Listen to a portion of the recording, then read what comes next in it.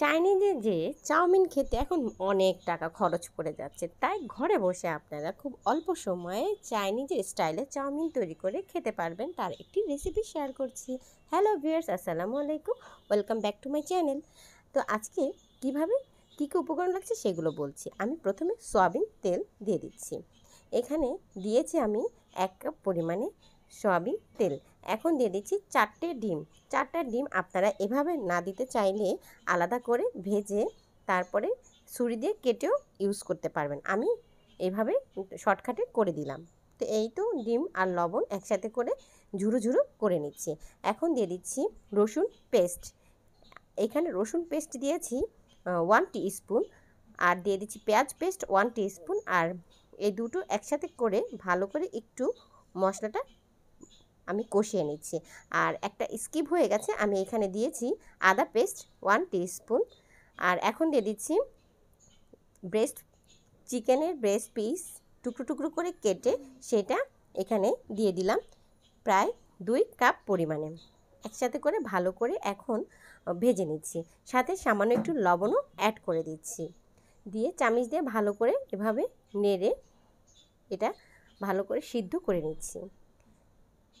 আর একটা কথা বলে রাখা দরকার, এখানে ঝালের পরিমাণটা আপনারা কম বেশি অ্যাড করে নিতে পারবেন। আমি এখন দিয়ে দিলাম সস।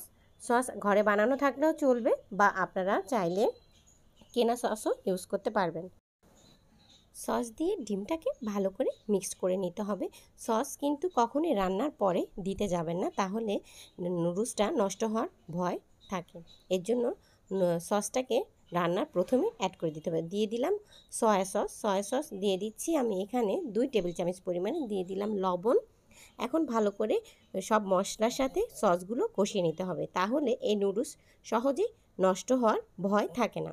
এখন এই সবজিগুলো হাফ সিদ্ধ করে আগে রেখে দিয়েছিলাম, সেই হাফ সিদ্ধ সবজিগুলো আমি এখন ভালো করে ভেজে নিচ্ছি। আপনারা চাইলে সবজিগুলো হাফ সিদ্ধ না করে ইউজ করতে পারেন, তবে আমি হাফ সিদ্ধ করে ইউজ করেছি, কারণ অনেক সবজিতে সার বেশি দেওয়া থাকে, যার জন্য সবজিগুলো একটু হালকা এভাবে সিদ্ধ করে পানিটা ফেলে দিলে ভালো হয়। এখন ক্যাপসিকাম দিয়ে দিচ্ছি।